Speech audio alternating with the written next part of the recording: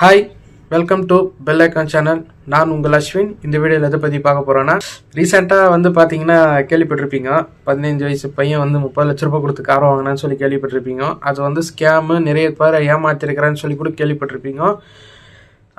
ஆனால் அவர் ஏமாத்தினாரா இல்லையா நம்ம கண்ணால் பார்க்கல. இந்த கேமிங் விஷயத்திலேயே ஏற்கனவே நான் பர்சனலாக அஃபெக்ட் ஆகிருக்கிறேன். அதுக்கான வீடியோ தான் இதுவும். கேம்ன்றது காசு போட்டு ஆடுறது இல்லை, காசு போடாத ஆடுறது தான் கேம். காசு போட்டு ஆடுறது கேம்லிங், சூதாட்டம். நான் 6 months இந்த கேம் ஆடி இருக்கிறேன். ஓகேவா, பர்சனலாக இதில் எக்ஸ்பீரியன்ஸ் ஆகிருக்கிறேன். இந்த கேம் ஆடும் போது என்ன ஆகிருக்கும் அப்படின்னு கேட்டிங்கன்னா, ஆடிட்டு தான் இருந்தேன். நிறைய ரூபா போயிடுச்சு. விட்ரால் வந்துச்சு, சில அமௌண்ட்லாம் வரும். ஃபார் எக்ஸாம்பிள், இப்போ 10,000 ரூபாய்க்கு நீங்கள் ஆடுறீங்க, டெபாசிட் பண்ணுறீங்கன்னா உங்களுக்கு 5,000 லாஸ் ஆகிடுச்சு. இப்போ 5,000 தான் விட்ரால் பண்ணுறீங்க. எப்போது பிட்டாக பண்ணியிருப்பீங்க. ஓகேவா, அது என்ன ஆகும், ஒரு நாள் என்ன ஆகிடுச்சு எனக்கு கேட்டிங்கன்னா, நான் 100 ரூபா தான் போடுவேன். ஒரு நாள் நவம்பர் 12 அக்கௌண்ட்லேருந்து நான் ரூபா ட்ரான்ஸ்ஃபர் பண்ணுறேன். என்னோடய சேலரி அமௌண்ட்டு நான் ட்ரான்ஸ்ஃபர் பண்ணுறேன். ட்ரான்ஸ்ஃபர் ஆகலை அந்த அமௌண்ட். அப்போ நான் இப்போ பேங்க்குக்கு ஃபோன் பண்ணும்போது எனக்கு ஒரு விஷயம் சொல்கிறாங்க, உங்களோட அக்கௌண்ட் ஃப்ரீஸ் ஆகிருக்குது, டெபிட் ஃப்ரீஸ் ஆகிருக்குது, டார்மினன்ட் ஸ்டேட் பிளாக்டு அப்படின்னு சொல்லி ஒரு மென்ஷன் ஆகிருந்துச்சு. அது அப்படி மீனிங் என்ன அப்படின்னு கேட்டிங்கன்னா, உங்களோட account Bengaluru cyber crime account hack ஆகிருக்குது. அதாவது லாக் பண்ணிட்டாங்க, டெபிட் ஃப்ரீஸ் பண்ணிட்டாங்க. காரணம் என்னன்னு கேட்டிங்கன்னா, இல்லீகல் டிரான்சாக்ஷன் நடந்திருக்குது. அக்கௌண்ட்டில் ரூபா விழுந்திருக்குது இல்லீகல் ஃப்ராட் டிரான்சாக்ஷன். யாரோ ஒரு அமௌண்ட்டு, அதாவது உங்களுக்கு தெரியாமல் இன்னும் உங்களோட அமௌண்ட் எடுத்து இன்னொருத்தர் போட்டால் நீங்கள் என்ன பண்ணுவீங்க, போய் சைபர் கிரைமில் கம்ப்ளைண்ட் பண்ணுவீங்க இல்லையா? சைபர் கிரைமில் இல்லை 1930 இல்லைன்னா லோக்கல் ஸ்டேஷனில் கம்ப்ளைண்ட் கொடுப்பீங்க. ஓகேவா, அதே தான் இதில் நடந்துக்குது. யாரோ ஒருத்தரோட அமௌண்ட்டை எடுத்து என்னோடய அக்கௌண்ட்டில் போட்டுக்கிறாங்க. எப்போ போட்டுக்கிறாங்கன்னு கேட்டிங்கன்னா, அக்டோபர் 5 167 ரூபா போட்டிருக்கிறாங்க. அந்த 167 ரூபாய்க்கு என்னோடய அக்கௌண்ட் மொத்தமாக லாக் ஆகிடுச்சு. ஓகேவா, அதில் இருந்தது 18,000 சில்லரை என்ன இருந்துச்சு, அந்த 18,000 லாக் ஆகிடுச்சு இந்த 167 ரூபானால. ஓகே, இப்போ இது நடந்து 1 மாதம் ஆயிடுச்சு. எனக்கும் இதை பற்றி என்னான்னு தெரியாது. சரி, நானும் ஸ்டேஷனுக்கு ஃபோன் பண்ணி கேட்கும்போது இந்த 167 ரூபாவும் எனக்கு தெரியாது, பிளாக் ஆகிருக்கிறது தான் தெரிஞ்சிச்சு. மெயில் நோட்டீஸ் நாங்கள் விசிட் பண்ணி வந்த அப்புறமா தான் 2 நாள் கழிச்சு தான் எனக்கு இந்த நோட்டீஸ் வருது, இந்த 167 ரூபாய் மெயில் மூலிமா. அப்போது உடனே என்ன பண்ணேன், நான் பெங்களூர் ரீச் ஆவேன். அதுக்கு முன்னாடி காலில் கேட்க என்ன சொல்கிறாருன்னா, இங்கே வாங்க அப்படின்னாங்க, ஸ்டேஷன் வாங்கினாங்க. ஸ்டேஷனுக்கு போனேன், உட்கார சொன்னாங்க, அக்கௌண்ட் நம்பர் கேட்டாங்க. அக்கௌண்ட் நம்பர் போட்டு பார்த்தாங்க. ஒரு அக்யூஸ் மாதிரி தான் ட்ரீட் பண்ணுவோம். அக்கௌண்ட் நம்பர் போட்டு பார்த்தவொடனே கேம் ஆடுறியா அப்படின்னு கேட்டாங்க. சரி, டைம் பாஸ்காரன், இன்னும் 5 லட்ச ரூபாய்க்கு ஆடு, உன்னை உள்ள தூக்கி போடுறேன் அப்படின்னாங்க. ஏன் சார், என்ன ஆச்சுன்னா, இது இல்லீகல் கேமு, சைனீஸ் கேமு, வேறொருத்தரோட காசை எடுத்து உங்கள் அக்கௌண்ட்டில் போட்டுறான்.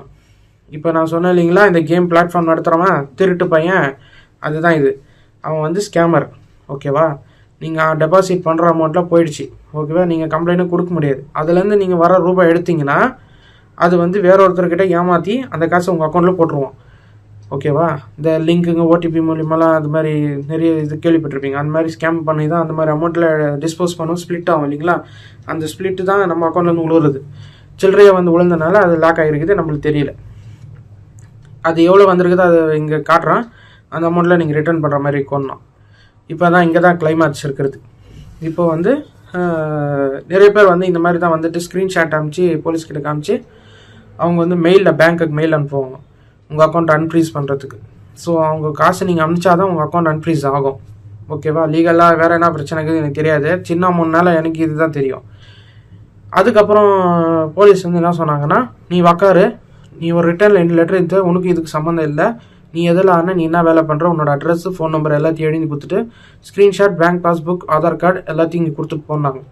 உடனே கூட ரூபா வாங்கலை. 1 வாரம் ஆகி 2வது வாரம் போனோன்னே அக்கௌண்ட் அன்ஃப்ரீஸ் ஆகலைன்னா காசு கொடுத்தியா அப்படின்னாங்க. நீங்கள் கேட்கல சார்னா உடனே காசை நான் திருப்பி அக்கௌண்ட் மூலிமா அவங்களுக்கு அப்புறம் போகல. திருப்பி இன்னும் 2வது வாட்டி 3வது ட்ரை பண்ணும்போது இந்த ரூபா போயிடுச்சு. அனுப்பிச்ச பிறகு ஏதோ ட்ரை பண்ணி அனுப்பிச்சா அந்த ஸ்க்ரீன்ஷாட் எடுத்து போலீஸ் சப்மிட் பண்ணோன்னா அவங்க என்ன பண்ணாங்க, அந்த ஸ்க்ரீன்ஷாட்டை வாங்கி வச்சுக்கின்னு மெயிலில் பேங்க்குக்கு அன்ஃப்ரீஸ் பண்ணுறதுக்கு ரிக்வெஸ்ட் லெட்டர் கொடுத்தாங்க. உடனே அன்ஃப்ரீஸ் ஆகுமான்னு கேட்டிங்கன்னா அதுவும் கிடையாது. 45 நாள் ஆச்சு. அன்ஃப்ரீஸ் ஆகிறதுக்கு எவ்வளோ நாள் ஆச்சுன்னு கேட்டிங்கன்னா 45 நாள் ஆச்சு. பயங்கர கஷ்டம். இந்த கோட்டாக் மஹேந்திரா பேங்க்கில் அக்கௌண்ட் ஓப்பன் பண்ணி இன்னும் பெரிய தலைவலி.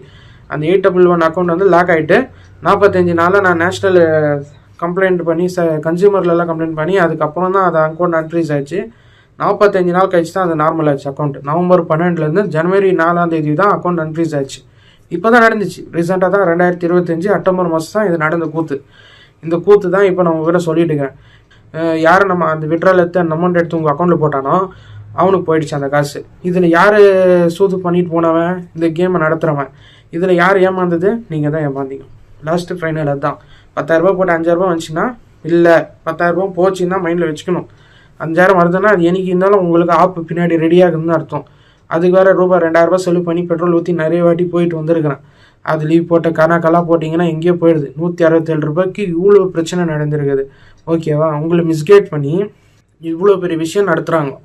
ஓகேவா? இப்போ இது என்ன, நான் ஏன் இதை பேசுகிறான்னு கேட்டிங்கன்னா, இது வந்து நான் பெருசாக எடுத்துகிட்டு போயிருக்க மாட்டேன். ஆனால் இது வந்து இந்த மாதிரி ஆட்களுங்க வந்து ப்ரெஃபர் பண்ணும்போது அது வந்து உங்களுக்கு உங்கள் மைண்டில் வந்து இது எந்த அளவுக்கு கொண்டு போயிடும்னா சூசைட் கூட கொண்டு போகும். எப்படின்னு கேட்டிங்கன்னா, இது மன ரீதியாகவும் உடல் ரீதியாகவும் அப்புறம் பணம், வெல்த்து, ஹெல்த் எல்லாமே டிஸ்டர்ப் ஆகிடும். மென்டலி டிப்ரெஷன் ஆகிடுவீங்க. எப்படின்னு கேட்டிங்கன்னா, இது ஆடும், ரூபா வந்தாலும் நீங்கள் திருப்பி ஆட தோணும், ரூபா போச்சுன்னா திருப்பி அது எடுக்கணும்னு தோணும். எப்படி இருந்தாலும் நீங்கள் ஆடுவீங்க. அது விட்டாலும் உங்கள் மைண்டு விடாது. அதே மாதிரி அது ரொம்ப நேரம் ஆடினீங்க ஒரே இடத்துல உட்காந்து நிற்பீங்க. ஹெல்த் என்ன ஆகுது, கண்ணு எல்லாம் இதாகிடும், ப்ராப்ளம் ஆகும். அப்போது ஒரு கட்டத்தில் மேலே ரொம்ப ஒரு ஸ்ட்ராங்கான பர்சனாக இருந்தால் அதுலேருந்து நீங்கள் கொஞ்சம் மீண்டு வந்துடுவீங்க.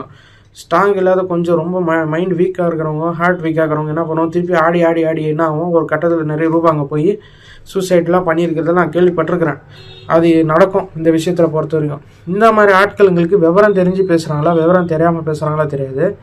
நம்மளோட சப்ஸ்கிரைபர்ஸ்க்கு வந்து நம்மளோட வியூவர்ஸ் அண்ட் சப்ஸ்கிரைபர்ஸும் நல்லா இருக்கணும், அந்த நல்ல எண்ணத்தோட மக்கள் நல்லா இருக்கணுன்றது தான் என்னோட விருப்பம். எனக்கு நடந்திருக்குது, இது அசிங்கம். ஆனாலும் நான் உங்களுக்கு சொல்கிறேன். ஏன்னா நம்மளால் இன்னொருத்தர் வந்து இந்த மாதிரி நம்ம பட்டாலும் பரவாயில்ல, இன்னொருத்தர் நல்லா இருக்கணும், லீகலாக சம்பாதிக்கிறது, உழைச்சி சம்பாதிக்கிறது தான் நினைக்கும் எப்பவுமே.